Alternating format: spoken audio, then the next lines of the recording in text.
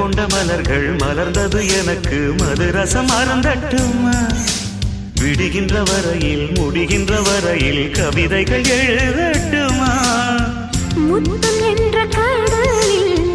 முத்து குளிப்போமா அழகு அழகு ஓ நீ நடந்தால் நடையழகு நெருங்கி வரும் இடையழகு வேலெறியும் விழியழகு